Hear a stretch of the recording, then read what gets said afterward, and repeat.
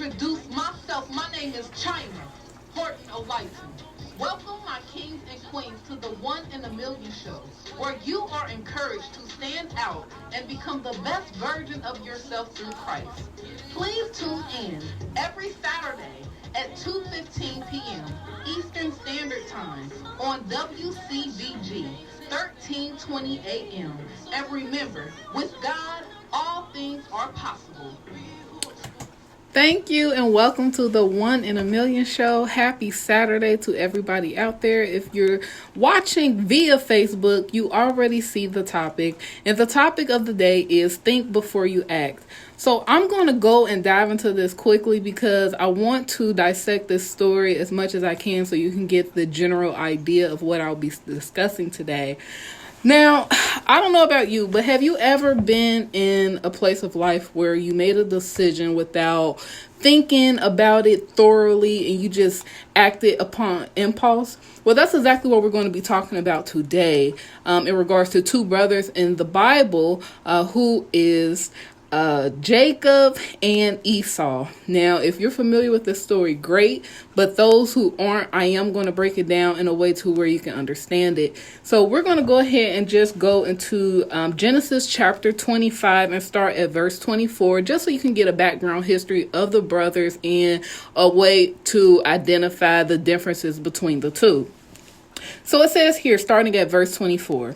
So when her days were fulfilled for her to give birth, indeed there were twins in her womb. And the first came out red. He was like a hairy garment all over. So they called his name Esau. Afterward, his brother came out, and his hand took hold of Esau's heel. So his name was called Jacob. Isaac was 60 years old when she bore them. So the boys grew, and Esau was a skillful hunter and a man of the field. But Jacob was a mild man, dwelling in tents. And Isaac loved Esau because he ate of his game, but Rebekah loved Jacob.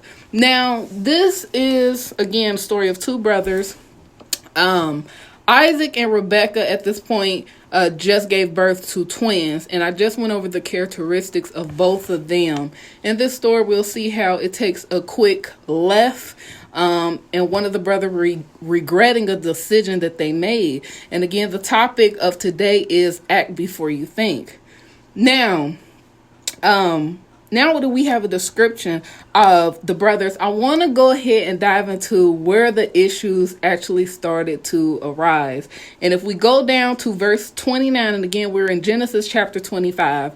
If you go down to verse 29, it says here, now Jacob cooked a stew, and Esau came in from the field, and he was weary. And Esau said to Jacob, please feed me with that same red stew, for I am weary.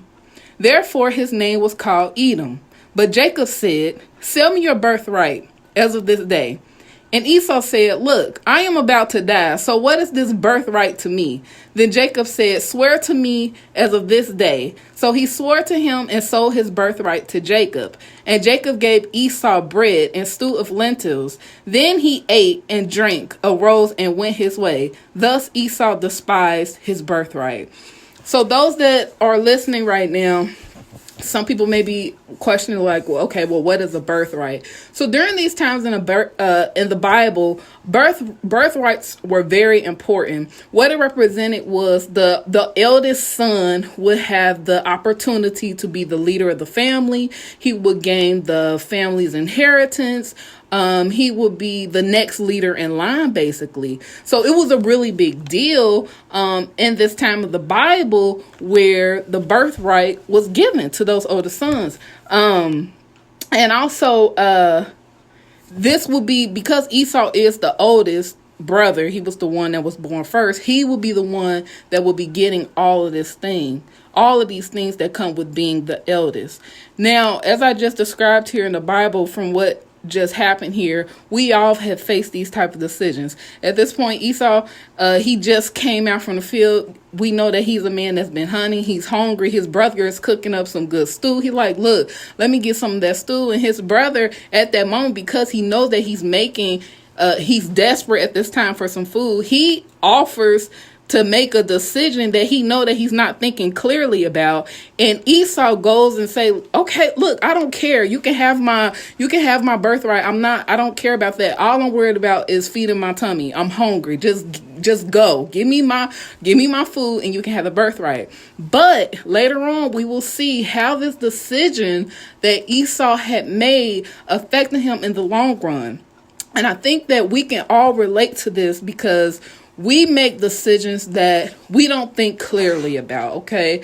I know in my life there has been time that I made decisions that after the fact I'm like, well, God, should I made that decision? Should I said that to that person?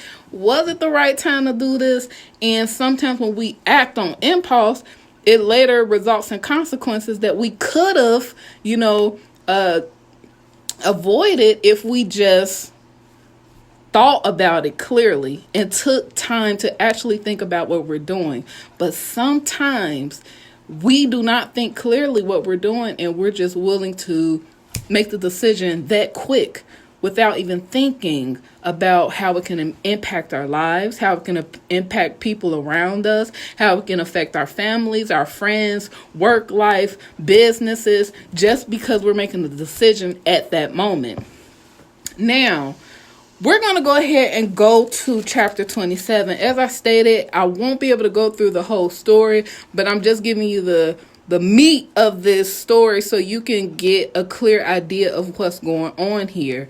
If you want to read it in your own time, please go to Genesis chapter 25. And this story goes all the way through, I believe it goes through 27, if I'm correct. 27, 28, 31. No, actually it goes all the way from Genesis chapter 25 to Genesis chapter 34. So that's where you can read that whole story. So now we're going to go ahead and move on. I'm going to go ahead and talk about how that decision that Esau now made is going to affect him in his adult life. And when I read this, you'll see exactly what I'm talking about. So we're going to start from here. Now, again, we said that Isaac and Rebekah is his parents. Now, the part that I'm reading from, I'm actually in Genesis chapter 27, verse 1 right now. This is going to tell you exactly where the issues really started to arise too. So it says here, now it came to pass when Isaac was old and his eyes were so dim that he could not see, that he called Esau, his older son, and said to him, my son. And he answered him, here I am. Then he said, behold, now I am old. I do not know the day of my death. Now, therefore, please take your weapons, your quiver, and your bow, and go out to the field and hunt game for me, and make me savory food such as I love, and bring it to me, that I may eat, that my soul may bless you before I die. Now, just reading that real simple, what he was saying at this point, that his father is old. He's saying, look, I don't know the time or day when I'm going to be dying. But for right now, again, remember we said Esau was a hunter. And he telling him to go out, hunt, get some food for me, bring it exactly how I like it. And when you come back, I'm going to bless you. So remember that key word I just said. He said he was going to bless him. So now moving on, if we go to verse 30, this is where things get really deep. It says, starting at verse 30, still in chapter 27, it says, now it happened, as soon as Isaac had finished blessing Jacob, and Jacob had scarcely gone out from the presence of Isaac his father, that Esau his brother came in from his hunting. He had made savory food and brought it to his father, and said to his father, let my father arise and eat of his son's game, that your soul may bless me. And his father Isaac said to him, who are you? I'm going to stop right there. In between this story, Rebekah heard when Isaac was telling Esau to go out and get the food. So she heard of this. And remember, there's another brother, Jacob, which is his twin brother.